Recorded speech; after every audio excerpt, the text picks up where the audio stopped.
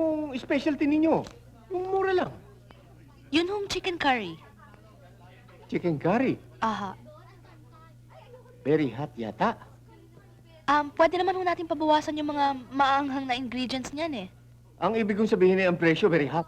Sa palengke, sa karinderya, masarap na, mura pa. Kuripot! Kuripot! Kuripot nga. Huh? Ano?